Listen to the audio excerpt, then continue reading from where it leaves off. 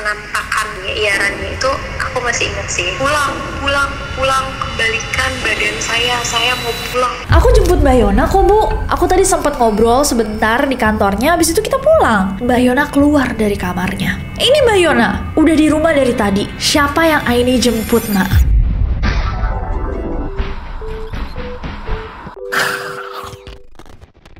Hey guys, it's Nessie and welcome back to Neror. Neroris, kalau kalian belum subscribe ke channel ini, jangan lupa klik tombol subscribe-nya, terutama untuk kalian pecinta horor. Nah, Neroris, hari ini aku punya cerita dari salah satu Neroris yang aku personally kenal. Jadi selama aku kenal sama Neroris yang satu ini, dia tuh sering banget menceritakan tentang kejadian-kejadian di hidupnya yang bersinggungan sama dunia gaib. Dia bahkan menuliskan juga di email yang dia kirim ke NCC bahwa ini adalah pengalaman horor pertamanya dia sebagai anak indigo. Katanya, iya, indigo. Ibuku bilang bahwa aku terlahir sebagai anak indigo yang kuat akan hal-hal mistis. Bahkan kakeknya Neroris yang satu ini itu memberikan dia penjagaan, guys, supaya hal-hal mistis yang bisa dia lihat, bisa dia rasakan itu nggak mengganggu dia dalam hidupnya. Nah, di dalam salah satu instances yang terjadi di kehidupannya, ada nih cerita yang lumayan bikin merinding tentang pengalamannya saat dia tinggal di daerah Subang di tahun 2015. Daerahnya berbatasan sama Laut Jawa di utara, Kabupaten Indramayu. Langsung aja aku gak sabar untuk ceritain ke kalian. So without any further ado, stop senyum-senyum,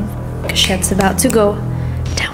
Jadi Neroris yang satu ini mau dipanggil Aini dalam video ini. Nah, Aini menceritakan pengalamannya kayak tadi aku bilang, tahun 2015 ketika dia tinggal di daerah Subang, Sukamandi, berbatasan dengan Laut Jawa Utara, Kabupaten Indramayu. Aini tinggal bersama kedua orang tuanya, kakak pertamanya serta suami dan anak perempuannya, dan kakak sepupu perempuannya yang emang juga indigo. Bahkan kakak sepupu perempuannya ini bisa dibilang tingkat indigonya tuh lebih tinggi lagi dibandingkan Aini. Nah, Aini tinggal di situ karena dia tuh menemani kakaknya yang baru menikah, dan mereka memang bekerja di daerah Subang. Nah, pada saat itu untuk ngasih kalian gambaran Neroris, daerah ini tuh merupakan wilayah perkebunan benih padi milik BUMN yang sekarang menjadi tempat penelitian pertanian padi milik salah satu PT. Singkat cerita, rumahnya Aini ini guys ada di sebuah komplek pertanian. Rumahnya nggak terlalu besar, dan memang rumahnya ini adalah rumah kayak Belanda kuno gitu desainnya. Cuman satu lantai, kamar tidurnya 3, kamar mandi 2, ada ruang tamu depan sama ruang tamu samping, ada garasi mobilnya, dilengkapi juga sama teras di samping yang biasa digunakan untuk bersantai di pagi hari. Dan di rumahnya Aini ini guys ada satu pohon besar, pohon jambu monyet.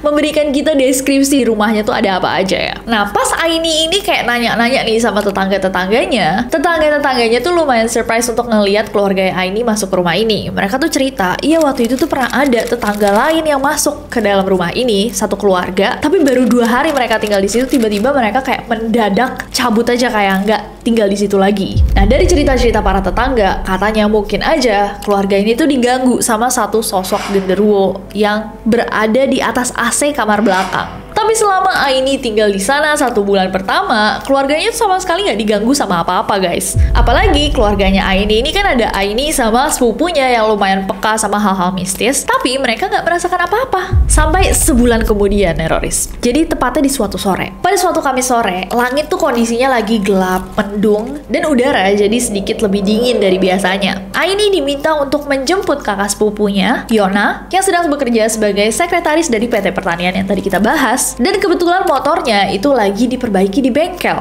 Nah, mau nggak mau, jadi Aini nih yang dikirim nih untuk menjemput si kakak sepupu. Dia pun membawa sepedanya, sebuah sepeda yang ada keranjangnya gitu guys, untuk menjemput si kakak sepupu ini. Karena rumahnya emang ada di dalam komplek, ketika dia menjemput si kakak sepupu, dia tuh harus keluar dari kompleknya, ngelewatin satu rumah sakit untuk menuju ke tempat sepupu yang bekerja. Nah, rumah sakit ini bukan rumah sakit biasa yang masih beroperasi. Rumah sakit yang harus dilalui sama Aini ini adalah rumah sakit yang udah lama banget gak dipakai. Rumah sakit terbengkalai ini berada di Sukamandi, di Subang. Dan coba Neroris yang berada di Subang, apakah kalian tahu rumah sakit yang dimaksud? Apakah beneran ada? Boleh banget di komen di bawah. Dari deskripsinya ini, rumah sakit ini tuh udah ditumbuhi banyak banget rumput ilalang, tertutup semak belukar, bahkan ada pohon asem yang besar dan kayaknya udah berabad-abad usianya. Nah, Aini sendiri nggak tahu guys, kenapa rumah sakit ini terbengkalai. Yang jelas, pas Aini pindah ke Subang, rumah sakit ini tuh udah kosong, kumuh, dan orang-orang tuh ngeliatnya kayak ih horor banget. Bahkan banyak banget nih rumor-rumor dari orang-orang sekitar yang emang tinggal deket sama rumah sakit ini yang bilang bahwa mereka tuh sering mendengar suara-suara mobil ambulance. Padahal emang ada mobil ambulance tapi udah nggak beroperasi, cuma terparkir di rumah sakit ini.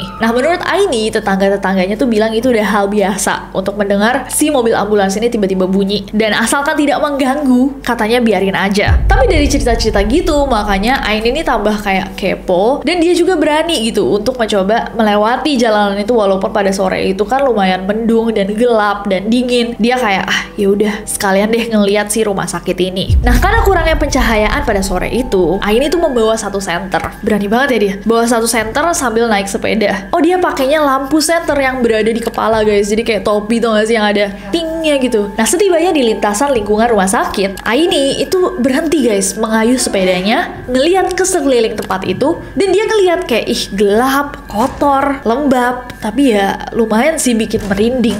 Nah tapi ada sesuatu yang aneh. Jadi kekepoannya ini tiba-tiba jadi besar banget. Di depan rumah sakit itu tiba-tiba kayak ada yang menarik Aini kayak coba deh masuk. Dia nggak bisa menjelaskan secara logika kenapa tiba-tiba pada sore udah gelap, lembab, serem. Dia tuh ada kemauan untuk memasuki lokasi ini. Pokoknya dia tuh mencoba untuk memalingkan diri, nggak bisa guys. Bener-bener kayak pikirannya tuh kayak aku harus masuk ke dalam rumah sakit ini. Dan akhirnya dia mencoba untuk masuk saja. Masuk dalam kata lain, membuka komunikasi dengan mereka.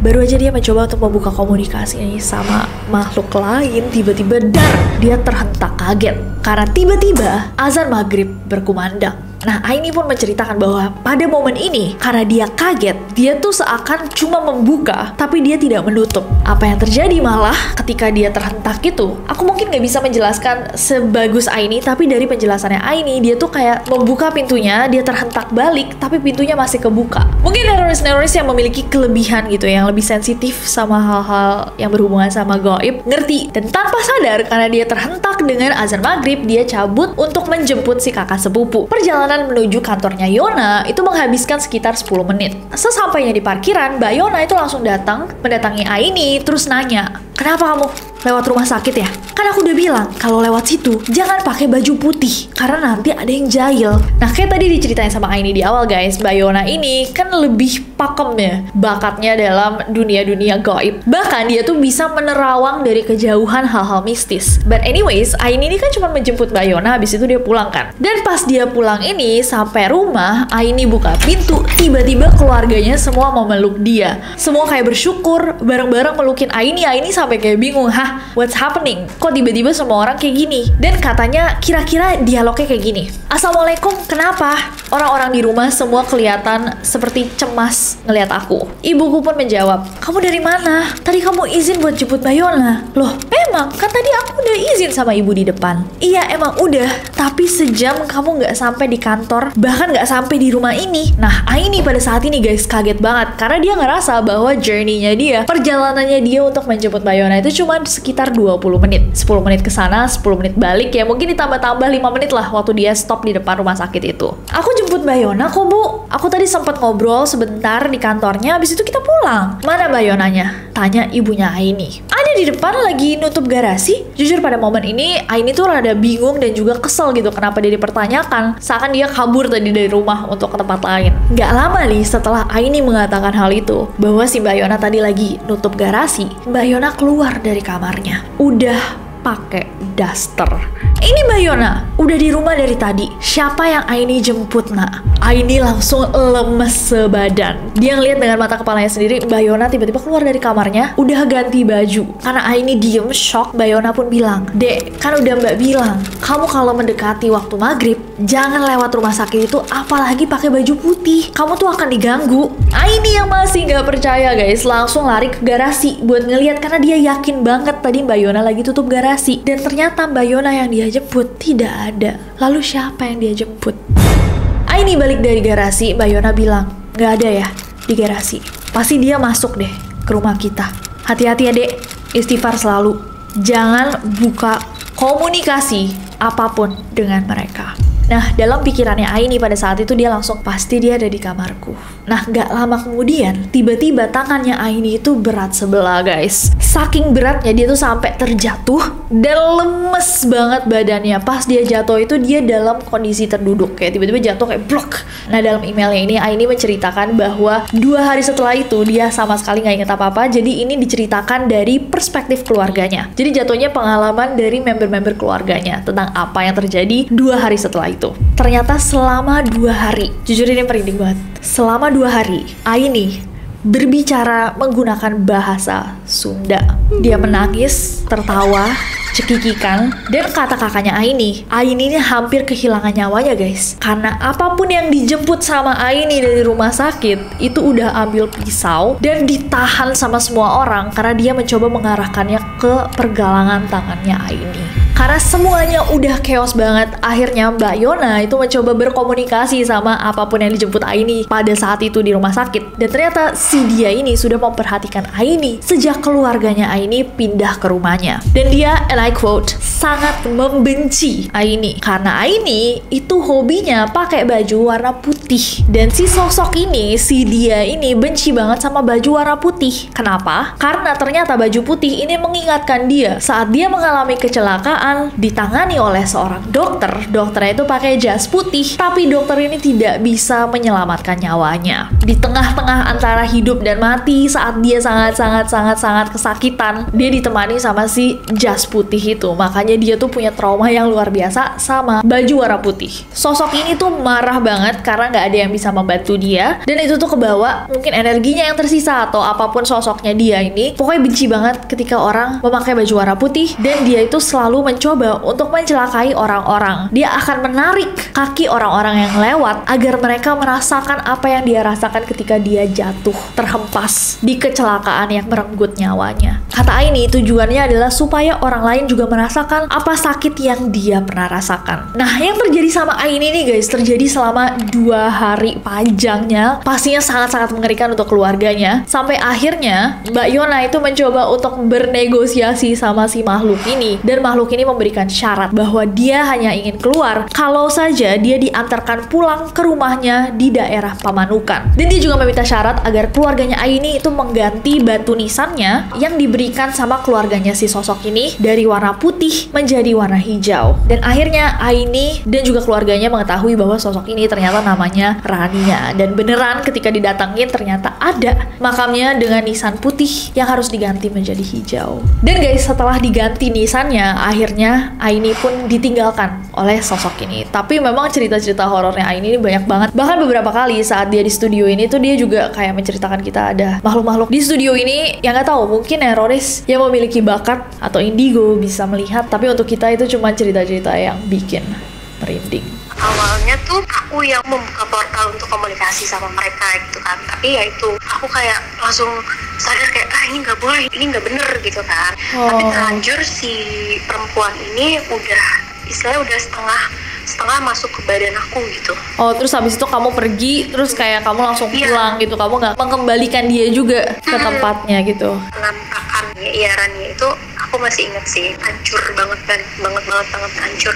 Oh, kamu tahu dia bentukannya kayak apa? Kamu tahu? Pas aku tidur selama 2 hari itu aku diliatin bener-bener dia. Jadi tuh yang pas di rumah sakit aku ditampakin sekali, dia keadaannya cantik kak, bener-bener cantik banget. Cantik. Nah, pas aku kedua kalinya itu ditampakinnya yang bener-bener mukanya hancur, tangan kirinya udah kayak hampir mau putus, terus berdarah-darah gitu deh.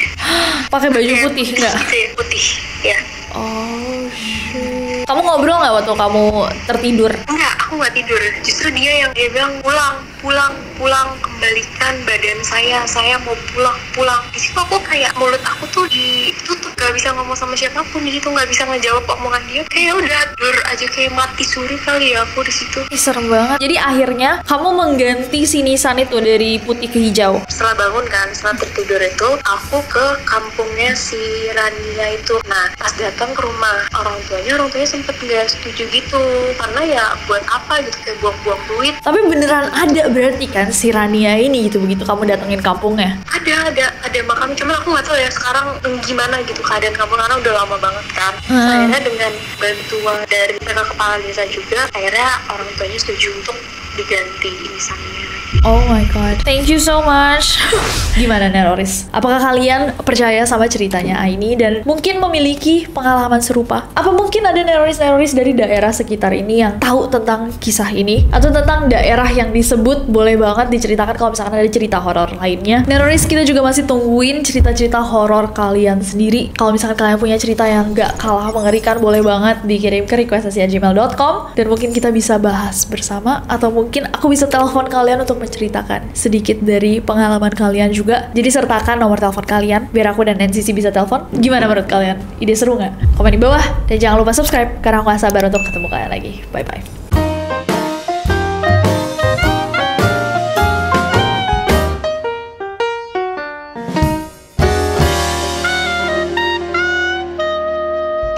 Oke, stay safe. Dia nggak ngikut kamu sampai sekarang. Dia nggak kamu bawa ke kantor kita kan? Seminggu setelah aku udah NCC, dia ada. Hah? Dia ada di depan kantor. Tapi kayak ya udah gitu doang. Apa coy? Kaget aku. Jangan.